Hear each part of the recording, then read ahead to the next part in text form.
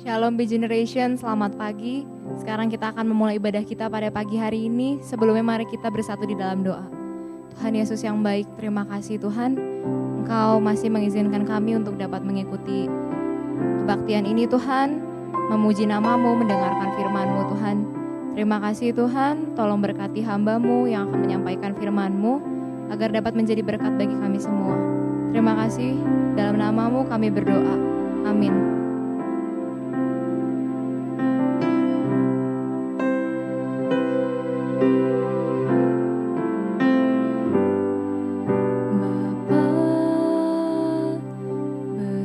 Sungguh kasih setiamu, nyata sungguh perlindunganmu, tak satu kuasa mampu pisahkan aku dari kasih-Mu.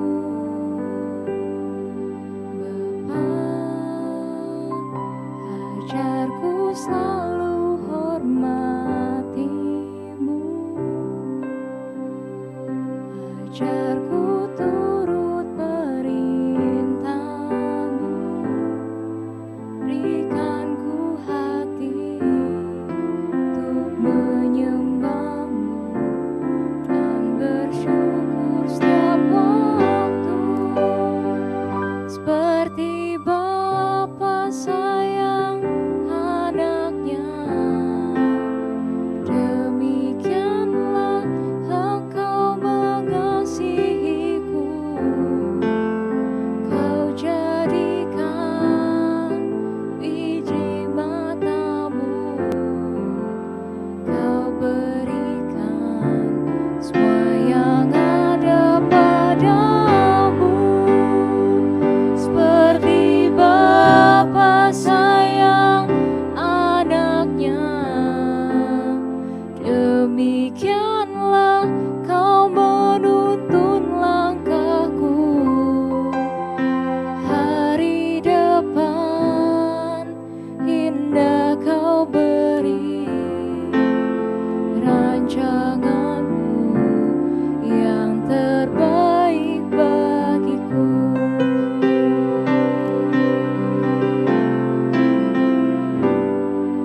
Bapa, besar sungguh kasih setiamu,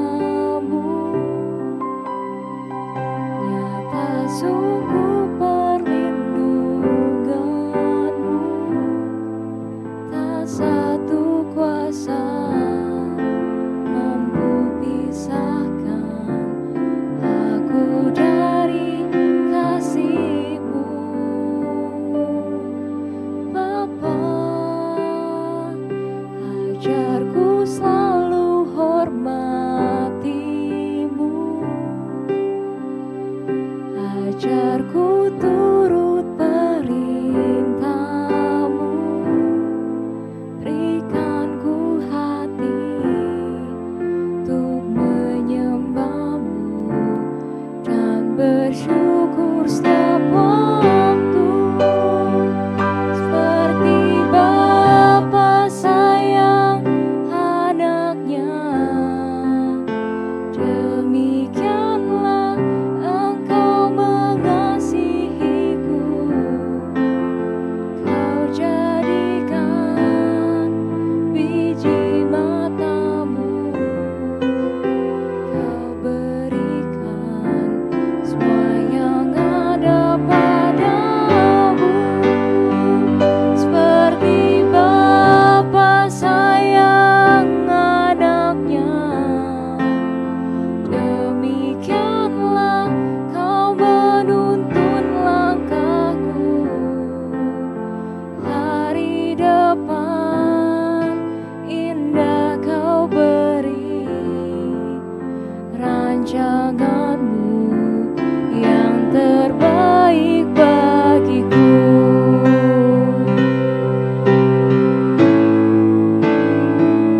Seperti Bapa sayang anaknya, demikianlah Engkau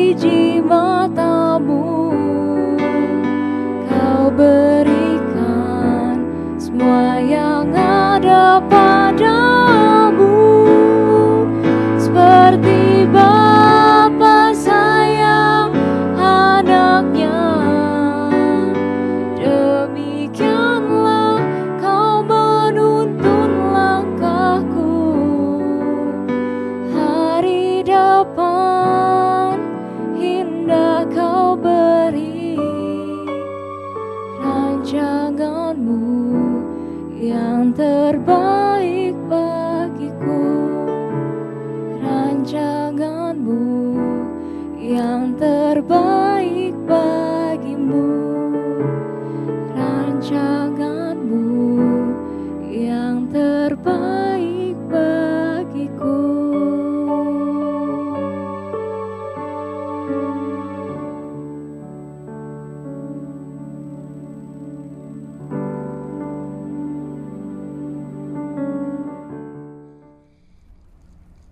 Shalom rekan-rekan Be Generation yang dikasih oleh Tuhan. Senang sekali kita boleh kembali bertemu di dalam ibadah kita di tahun 2021. Tak lupa saya mengucapkan selamat tahun baru buat kita sekalian. Dan biarlah kita melangkah memasuki tahun 2021 ini dengan satu keyakinan, pengharapan bahwa Tuhan punya berkat yang istimewa untuk setiap kita. Walaupun di tengah situasi masih pandemi seperti ini, tapi kita percaya kuasa Tuhan sanggup menyediakan berkat-berkat-Nya yang istimewa untuk orang-orangnya yang sungguh-sungguh mengasihi Tuhan dan berharap kepada Dia. Mari sebentar kita mau mendengar firman Tuhan, saya ajak kita tundukkan kepala terlebih dahulu, kita mau berdoa bersama. Tuhan, terima kasih saat ini kalau kami boleh kembali bersekutu di dalam Engkau. Walaupun melakukan ibadah secara online, tetapi kami percaya kuasa-Mu sanggup menjangkau kehidupan kami, menyentuh kami, hati kami, melawat kami, mengobarkan semangat di dalam diri kami untuk kami sebagai generasi muda. Anggota Be Generation di Giacopo Permai boleh menjadi generasi muda yang bangkit, yang menemukan destiny ilahi di dalam hidup kami. Dan kami berjalan pada jalan kebenaran-Mu Tuhan. Supaya masa depan yang terbaik yang sudah Tuhan siapkan untuk kami dapat kami raih. Dan kami boleh bersuka cita di dalam itu semua. Terima kasih Tuhan, dengar seru doa kami. Kami mau terima firman-Mu di dalam nama Tuhan Yesus Kristus. Haleluya. Amin. Nah, rekan-rekan Be Generation yang dikasih oleh Tuhan, mengawali tahun 2021 ini, kita mau sama-sama belajar bagaimana kita sebagai anak-anak muda bisa mengikuti tuntunan Tuhan. Dan bagaimana kita tahu apa itu tuntunan Tuhan, seperti apa bentuknya, lalu bagaimana kita bisa terus tahu ya dan yakin bahwa kita ini sedang mengikuti pimpinan Tuhan dalam hidup kita. Nah, kita kadangkala berpikir kalau sebagai orang percaya, seperti apa sih caranya kita bisa tahu pimpinan Tuhan? Kan Tuhan itu gak kelihatan, bukan? Kalau kita bicara, kita ini ada dalam sebuah tim nih, tim sepak bola, tim basket, tim futsal, atau ada di dalam sebuah kelompok regu kerja. Kita tahu apa yang akan kita lakukan, kita harus mengikuti pimpinan dari pemimpin kita atau pelatih kita. Tapi ketika bicara mengikuti pimpinan Tuhan, seperti apa ya caranya kita mengikuti pimpinan Tuhan? Bagaimana kita mengerti dan kita tahu kita ini sedang mengikuti pimpinan Tuhan? Nah, ada banyak pertanyaan yang mungkin menjadi satu tanda tanya besar untuk kita. Tetapi hari ini saya mengajak teman-teman belajar dari seorang tokoh Alkitab yang namanya Abram di dalam Kejadian 12 ayat 7 sampai 9. Ayat ini atau kisah ini mungkin sudah sering kali teman-teman dengar, khususnya yang dari sekolah minggu udah sering ke gereja. Buat sebagian yang lain mungkin baru dengar tokoh yang namanya Abram, tapi saya rasa gak ada salahnya kalau kita mereview ulang melihat kehidupan Abram ini. Kejadian 12 ayat 7 sampai 9 saya bacakan untuk kita semua.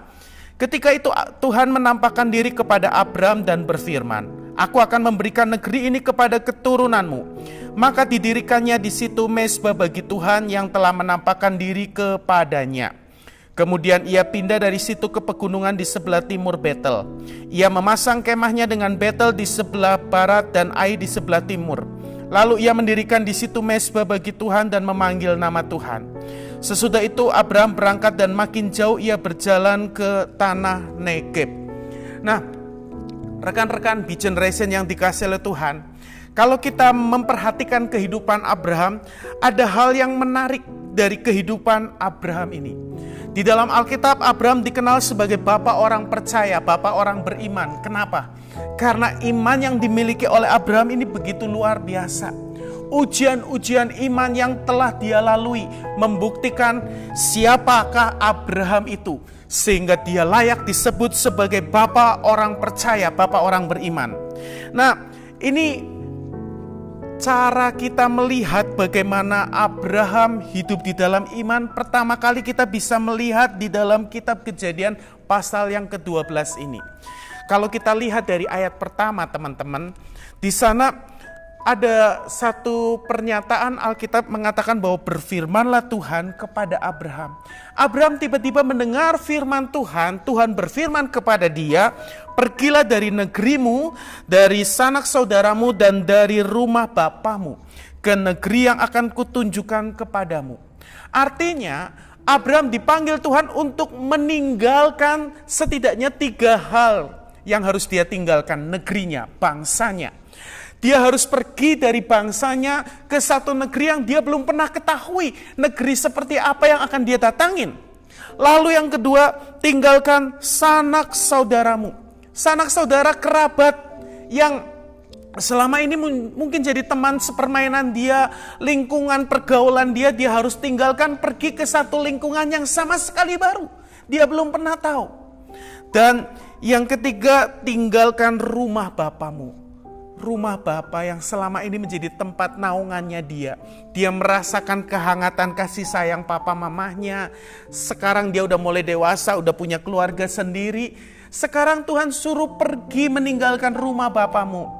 Ya, kan memang kalau orang sudah menikah, biasanya kan kalau teman-teman suka hadir di ibadah pemberkatan nikah, suka ada disampaikan oleh hamba Tuhannya.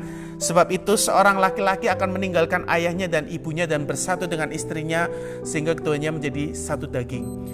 Ketika seorang sudah dewasa kemudian menikah, seyogyanya lah. Idealnya mereka keluar dari rumah bapak, meninggalkan rumah bapak mamahnya, kemudian bersatu dengan pasangannya, mendirikan satu keluarga tersendiri. Nah, tapi kasus Abraham ini kasus yang mungkin buat kita sesuatu yang menarik. Kenapa? Karena dia benar-benar ditarik keluar, bukan hanya dari rumah orang tuanya, bukan hanya dari sanak saudaranya, termasuk dari bangsanya. Dia pergi ke satu negeri yang dia sendiri belum pernah tahu kemana dia harus tuju, negeri yang harus dia datangin. Tetapi Tuhan bilang, aku akan membuat engkau menjadi bangsa yang besar dan memberkati engkau serta membuat namamu masyhur dan engkau akan menjadi berkat. Tuhan ketika panggil Abraham untuk keluar, dia bukan cuma panggil, tapi panggilan itu disertai janji Tuhan. Ada janji Tuhan yang seharusnya ini menjadi sesuatu tantangan, challenge buat Abraham.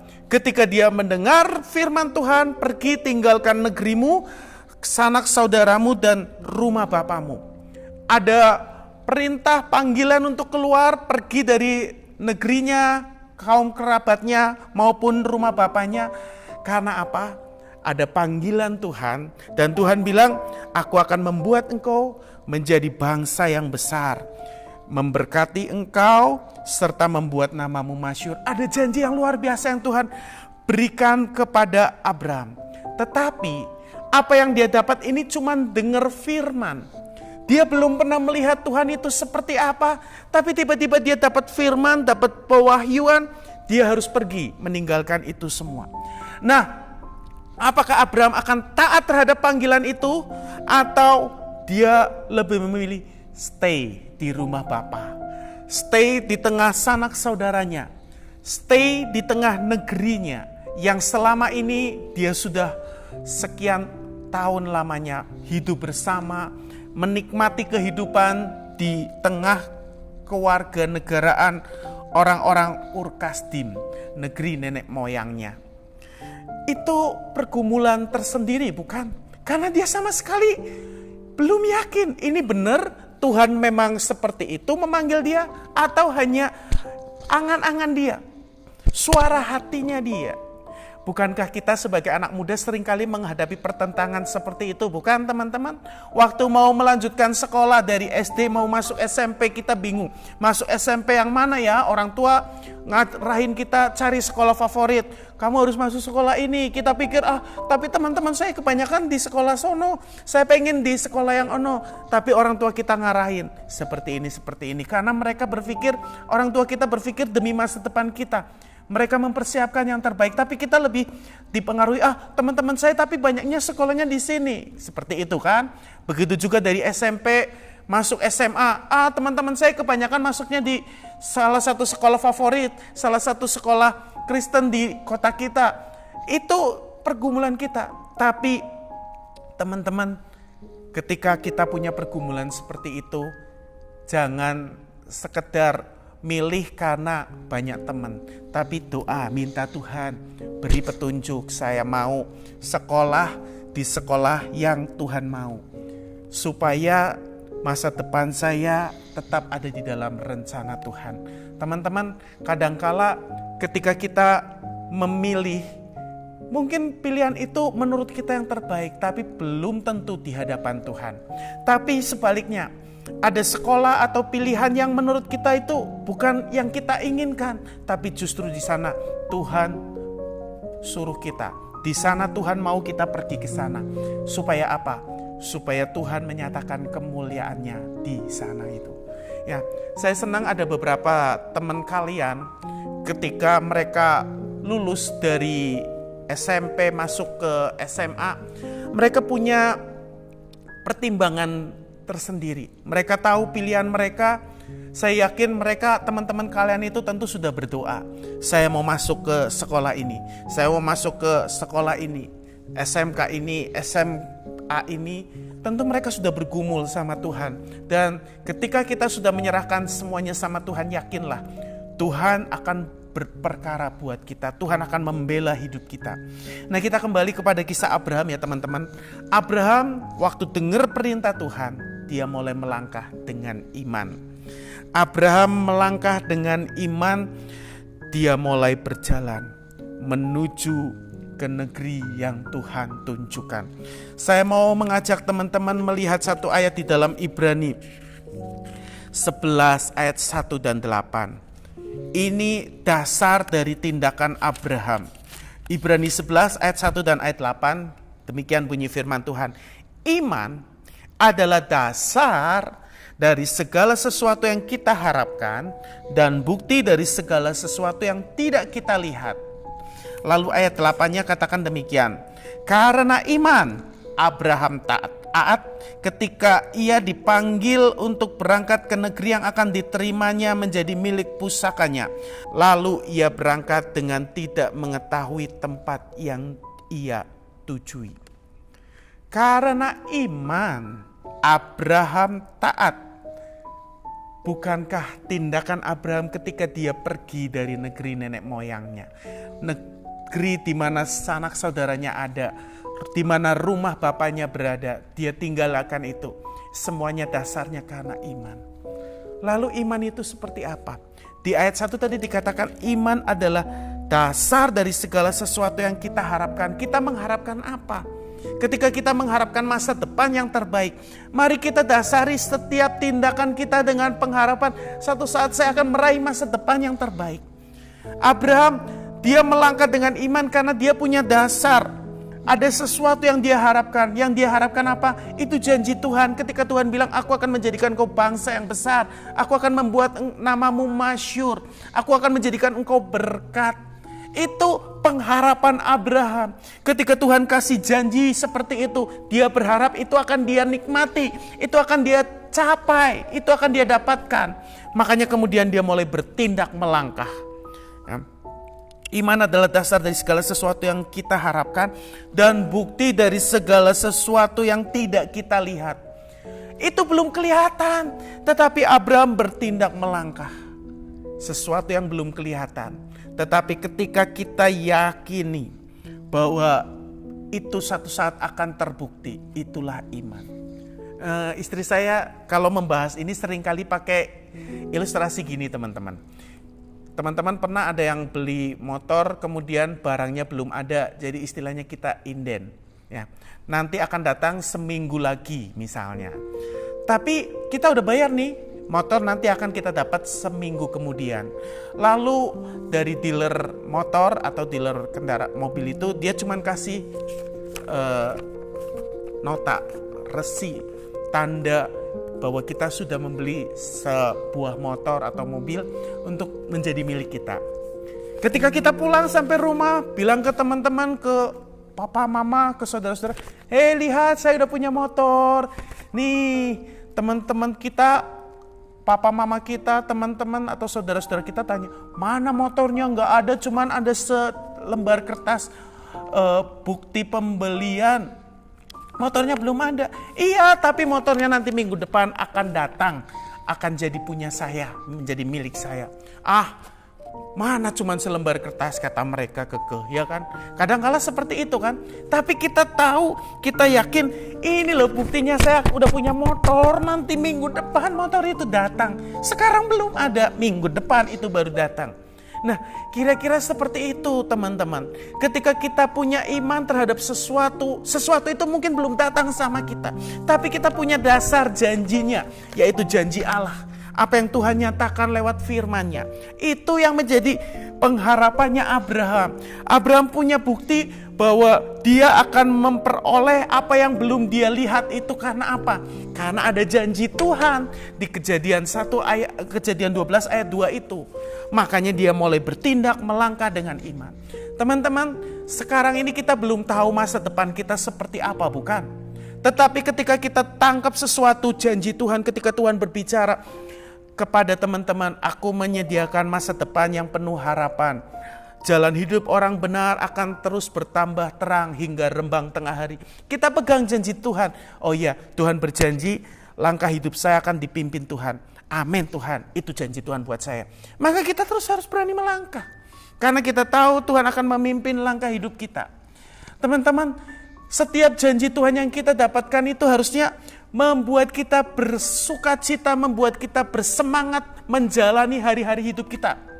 Saya sangat sedih kalau ketemu anak Tuhan, apalagi masih pemuda, masih remaja, tetapi gak punya semangat hidup. Hidupnya peh. Orang Jawa bilang peh. Udahlah gimana Tuhan lah. Apa Tuhan mau kerjakan dalam hidup saya, terserah Tuhan lah. Saya mah ngikutin aja flow-nya Tuhan. Ngikutin flow-nya Tuhan, pimpinan Tuhan bukan seperti itu loh. Ngikutin pimpinan Tuhan, kita terima janji Tuhan. Aku menyediakan masa depan yang penuh harapan. Amin Tuhan, saya punya masa depan yang terbaik. Kita bertindak melangkah. Ketika kita misalnya udah lulus sekolah nih, selesai sekolah, tamat SMA, tamat kuliah. Tapi sekarang kita harus masuk fase berikutnya, bukan dalam kehidupan kita. Setelah sekolah, fase berikutnya apa? Bekerja. Bekerja nanti setelah bekerja, siap-siap untuk menikah, punya keluarga. Nah, kita harus mulai memikirkan dong. Wah iya saya udah lulus, saya harus cari kerja dong. Kerjanya seperti apa? Ya apa yang bisa saya kerjakan? Bikin lamaran sebanyak mungkin, tanya teman, tanya kenalan, ada lowongan kerja enggak? Di tempat kerjamu ada lowongan enggak? Saya lagi cari kerja, saya butuh kerja nih. Itu kan usaha kita. Tuhan janjikan masa depan yang terbaik, tapi bukan berarti kita tunggu nanti ada yang nawarin kerja, baru itu masa depan yang Tuhan siapkan. Kita harus proaktif, kita harus bertindak. Mulai lakukan bagian kita, tulis lamaran, tanya teman ada lowongan kerja enggak, yang punya perusahaan, teman-teman kenalan kita, teman-teman kenalan orang tua kita, tolong dong ada kerjaan enggak, saya butuh kerja karena saya udah lulus kuliah, saya udah lulus sekolah, saya sudah lulus SMK, SMA, saya butuh kerja. Nah kalau udah dapat kerja teman-teman jangan mentang-mentang, gua udah lulus sekolah udah langsung dapat kerja, belum lulus sudah dapat kerja. Apalagi kalau belum lulus sudah dapat kerja, jangan merasa wah karena gue hebat, karena saya pinter. Enggak, justru teman-teman harus tunjukkan kelebihan kita. Bekerjalah lebih giat, bekerja dengan smart, bekerja dengan tekun. Tunjukkan bahwa kita adalah anak Tuhan yang sungguh-sungguh mau memberikan yang terbaik di pekerjaan kita. Ya. Kalau teman-teman lakukan itu, saya yakin masa depan yang terbaik Tuhan siapkan untuk teman-teman. Dulu waktu saya muda ada seorang pembicara anak muda, dia sering kali ngomong begini, hidup kita ditentukan oleh keputusan yang kita buat hari ini. Apa yang kita putuskan hari ini akan menentukan masa depan kita. Hidup kita yang sekarang ditentukan oleh keputusan yang kita buat di waktu yang lalu. Sementara masa depan kita ditentukan oleh keputusan yang kita buat hari ini. Kalau kita sekarang menjadi orang yang pinter, berarti di masa lalu kita sudah mengambil keputusan saya mau menjadi anak yang rajin belajar. Sehingga sekarang saya mencapai atau mendapatkan prestasi yang baik di sekolah. Nah, untuk step ke depannya, kalau kita ingin jadi sukses, punya masa depan yang terbaik, kita harus ambil keputusan sekarang nih. Keputusan apa yang akan kita buat supaya kita mendapatkan masa depan yang terbaik? Saya mau bekerja yang giat. Saya mau usaha, cari kenalan, cari lowongan kerja sebanyak-banyaknya. Nanti di mana yang kasih kesempatan ke saya untuk kerja, saya mau berjuang di sana untuk mengembangkan potensi saya. Nah, itu kan tekad kita, itu kan keputusan yang kita buat, bukan? Nah, teman-teman, ada orang lain juga bilang begini, kesuksesan kita ditentukan ketika kita mempersiapkan diri dengan baik dan kesempatan itu tiba. Ketika persiapan dan kesempatan itu ketemu, itulah kesuksesan atau keberhasilan kita. Makanya dari sejak sekarang ayo mempersiapkan diri sebaik-baiknya. Ketika kalian masih belajar, masih sekolah, belajar sebaik-baiknya. Supaya ini persiapan kita loh, kita lagi mempersiapkan diri untuk meraih masa depan yang terbaik. Istri saya selalu bilang gini, kalau orang sekolah itu sebetulnya gunanya untuk apa? Ijazah sekolah itu gunanya untuk ngelamar kerja. Tapi kalau orang udah kerja, bukan ilmu sekolah itu hanya mempersiapkan kita untuk masuk di dunia masa depan. Tapi ketika ada di dunia kerja, yang penting adalah ketekunan, usaha kita mau berjuang. Karena teori-teori yang kita pelajari selama sekolah itu semuanya beda semua dengan praktek hidup, praktek di dalam kehidupan ketika kita bekerja, ketika kita berusaha. Di sana yang dibutuhkan adalah keuletan, kegigihan, dan tidak mudah menyerah. Kalau kalian bisa pegang ini, keuletan, gigih, tidak mudah menyerah, kalian akan menjadi orang yang sukses. Ya, kita kembali kepada Abraham. Abraham dia melangkah dengan iman. Dan ketika Abraham melangkah dengan iman, teman-teman, Abraham mencoba untuk mengalahkan ketakutannya. Mungkin dia dalam hatinya dia takut, kalau saya ninggalin bangsaku, meninggalkan kaum keluargaku, meninggalkan rumah bapakku, kira-kira nanti seperti apa hidup saya nanti di tengah bangsa-bangsa lain. Tapi dia kalahkan ketakutannya itu karena dia tahu saya punya janji Tuhan. Saya punya Tuhan yang berjanji bahwa dia akan memberkati hidupku. Teman-teman, jangan biarkan ketakutan mengalahkan dirimu. Jangan pikir, saya takut kalau ngelamar di situ nanti ditolak. Saya takut kalau nanti saya pergi ke sana cari kerja di sana ditolak mentah-mentah. Jangan biarkan ketakutanmu mengalahkan hidupmu. Tapi kalahkan ketakutan itu dengan janji Tuhan. Tuhan yang berjanji, aku akan membuat engkau menjadi besar, memasyurkan namamu. Ya, seperti Abraham. Ya, sedikit lagi teman-teman. Kita ke ayat pokok kita, ayat 7-9. Setelah Abraham mulai bertindak melangkah dengan iman, maka ayat 7 katakan, ketika itu Tuhan menampakkan diri kepada Abraham. Teman-teman, setelah Abraham mulai bertindak melangkah, di tengah jalan Tuhan menampakkan diri kepada Abraham. Bukankah ini mulai menjadi peneguhan tersendiri? Bukan. Kalau kita diam menanti tunggu kapan kesempatan itu datang, tunggu kapan janji Tuhan digenapi dalam hidup kita, sampai kapanpun itu gak akan pernah tiba. Tapi ketika kita berani bertindak melangkah, satu saat Tuhan akan menyatakan sesuatu dalam hidup kita. Zaman dulu Abraham mengalami bagaimana Tuhan menampakkan diri kepadanya untuk meneguhkan janjinya. Mungkin buat teman-teman, cara Tuhan meneguhkan janjinya kepada teman-teman dengan cara yang berbeda. Mungkin lewat pembimbing rohani Tuhan neguhin kalian, Tuhan ngomong sesuatu sama kalian, lewat teman kalian, lewat orang tua kalian Tuhan meneguhkan sesuatu, atau ketika kalian membaca merenungkan firman Tuhan saat teduh pribadi, tiba-tiba Tuhan ngomong sesuatu sama kalian, itu Tuhan sedang menyatakan diri loh untuk meneguhkan kalian. Ya, ketika itu Tuhan menampakkan diri kepada Abraham dan berfirman, aku akan memberikan negeri ini kepada keturunanmu. Tuhan meneguhkan kembali janjinya. Ketika Abraham sudah tiba di satu tempat, Tuhan janji, aku akan memberikan negeri ini kepada keturunanmu. Teman-teman, Tuhan gak bilang untuk Abraham loh ya. Artinya Abraham belum selesai, dia masih harus bergerak terus. Ya. Negeri itu akan diberikan kepada keturunannya. Kalau kita tekun setia, mungkin belum sekarang kita nikmati, nanti akan ada waktunya kita menikmati. Banyak orang-orang tua kita, mereka berjuang begitu keras untuk mendapatkan yang terbaik untuk masa depannya, masa depan anak-anaknya. Tapi sampai mereka dipanggil Tuhan, mereka hidupnya masih biasa-biasa saja. Tetapi baru generasi anak-anaknya, generasi keturunannya mengalami berkat yang luar biasa. Tapi jangan sedih, jangan kecewa, jangan putus asa. Karena apa yang kita perjuangkan itu tidak pernah sia-sia. Itu akan dinikmati nanti, bukan cuma oleh kita, oleh keturunan kita pun. Mereka akan menikmati kerja keras kita, upaya kita. Jadi teman-teman, ingat, kalian masih panjang loh ya. Saya sekarang umur 47. Dulu waktu saya seumur kalian, masih SMP, SMA, sekitar berapa tahun yang lalu ya berarti? Dari 47 kurangin jadi 17. 30 tahun yang lalu guys. Oh, sudah kolot juga ya, udah tua ya. 30 tahun yang lalu waktu saya zaman remaja, umur 17. Atau 32 tahun yang lalu waktu umur 15 sampai 17, ya berkisar usia itu. Saya sama teman saya ini selalu senang kumpul-kumpul, kita bicara menenun masa depan. Saya besok pengen jadi gini, saling sharing. Saya pengen begini. Jadi nanti saya kalau kuliah mau masuk ini. Kita saling sharing, tukar pikiran. Kamu besok pengen jadi apa? Saya pengen jadi pendeta, masuk sekolah Alkitab begini.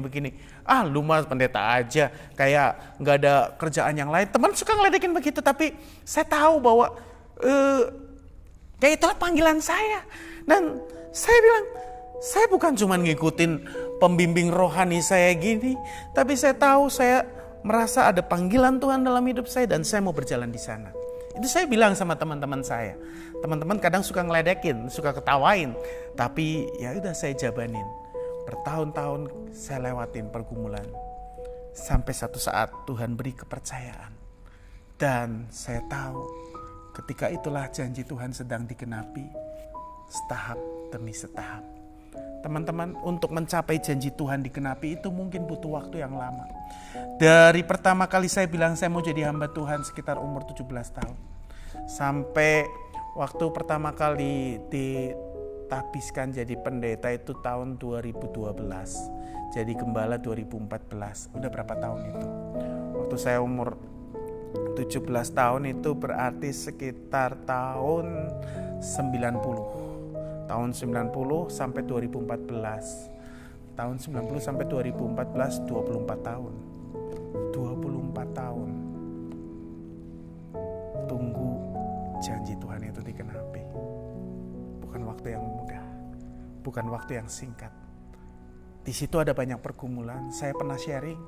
Saya pernah mau tinggalin pelayanan. Saya mau jadi orang biasa, cari kerja, hidup seperti orang pada umumnya. Tapi Tuhan sayang. Tuhan bicara lewat seorang hamba Tuhan. Tuhan ngomong sama hamba Tuhan itu sesuatu yang ada dalam pikiran saya yang belum pernah saya pikirin sebelumnya. Belum pernah saya omongin kepada orang lain, cuman baru ada dalam pikiran. Kalau Tuhan berkenan sama hidup teman-teman, kalau teman-teman ikuti pimpinan Tuhan, ketika kita mau menyimpang, Tuhan bisa pakai pembimbing rohani. Tuhan bisa pakai seseorang. Tuhan bisa pakai firman-Nya untuk ngingetin kita. Jangan menyimpang dari jalan Tuhan. Jangan menyimpang dari rencana Tuhan dalam hidup kita. Jadi teman-teman, mari kita melangkah. Yang kedua, yang terakhir, Kita harus berani mengalahkan ketakutan. Dan yang kedua, yang terakhir, ketika kita sampai di satu titik, jangan merasa puas. Jangan merasa puas, tetapi kalau Tuhan masih belum bilang kita stop, teruslah lakukan yang terbaik. Abraham ketika Tuhan bilang, aku akan memberikan negeri ini kepada keturunanmu, Abraham mendirikan mezbah. Tapi Abraham tidak stay di situ, tidak berhenti di situ. Abraham terus berjalan melangkah, dan sampai akhirnya dia berjalan makin jauh ke tanah Negeb. Abraham tidak pernah berhenti. Dia terus berjalan, melakukan perjalanan sebagai musafir di dunia ini. Karena dia tahu dia belum sampai kepada tujuan yang Tuhan rencanakan. Teman-teman, Tuhan punya rencana yang terbaik untuk kita. Mungkin itu belum sampai ke titik akhir. Masih panjang perjalanan yang harus kita lalui. Saya percaya hidup saya pun, saya yakin Tuhan masih punya sesuatu yang lain. Bukan cuma sampai di sini. Jangan kita merasa, ini sudah saya capai, saya sudah puas sampai di sini. Ego kita bilang ini semua karena usaha saya. Jangan. Tapi sadari, kalau Tuhan menuntun kita, dia belum pernah berhenti. Dia akan sampai kepada satu rencana yang terbaik ketika kita tahu waktunya Tuhan. Itu Tuhan ngomong, enough, cukup. Ini yang ku maksudkan, ini yang ku rencanakan untuk hidupmu. Jadi teman-teman, mari raih masa depan yang terbaik bersama dengan Tuhan. Ikuti pimpinan Tuhan, kalahkan ketakutanmu, pegang janji Tuhan yang ada dalam firman-Nya. Kalau kalian bingung, minta nasihat sama pembimbing rohani, sama kakak-kakak kalian, sama senior-senior kalian. Papa mama juga bisa diajak diskusi, diajak tanya. Karena kadang Tuhan pakai papa mama kita untuk memberi nasihat, mengarahkan kita. Kiranya Tuhan menolong teman-teman semua. Yuk kita satukan hati kita berdoa. Tuhan, terima kasih untuk renungan firman-Mu saat ini. Kami tahu hidup kami tidak mudah. Apalagi di tengah pandemi seperti ini, ketika segala sesuatunya dilakukan secara online. Kami punya pergumulan tersendiri, tapi kami percaya kami punya masa depan yang terbaik bersama dengan Tuhan. Karena itu berkati anak-anak muda di tempat ini, berkati anggota B-Generation ini Tuhan. Tuntun masa depan mereka meraih yang terbaik untuk apa yang Tuhan rencanakan dalam hidup mereka. Dan mampukan kami untuk bangkit, giat menjadi anak-anak muda yang bersemangat untuk meraih yang terbaik yang Tuhan siapkan untuk kami. Terima kasih Tuhan, meteraikan firman-Mu atas setiap kami. Jadikan kami orang-orang yang bersemangat meraih yang terbaik dari Tuhan. Dengar seru doa kami berdoa demi nama Tuhan Yesus Kristus. Haleluya. Amin. Mari rekan-rekan B-Generation, setelah kita beribadah kepada Tuhan, kita mau mengarahkan hati untuk menerima berkat Tuhan. Tuhan memberkati engkau dan melindungi engkau. Tuhan menyinari engkau dengan wajah-Nya dan memberi engkau kasih karunia. Tuhan menghadapkan wajah-Nya kepadamu dan memberi engkau damai sejahtera. Oleh sebab itu rekan-rekan yang dikasihi oleh Tuhan, mari sekarang terimalah berkat, rahmat anugerah dari Allah Bapa kita, cinta kasih sayang penyertaan putranya Tuhan kita Yesus Kristus, dan persekutuan damai dengan Roh Kudus. Kiranya terus tinggal menyertai kita sekalian mulai saat ini sampai Maranatha Tuhan Yesus datang kedua kalinya, bahkan sampai selama-lamanya. Demi nama Tuhan Yesus Kristus kami berdoa dan bersyukur. Haleluya. Amin. Tuhan memberkati kita sekalian.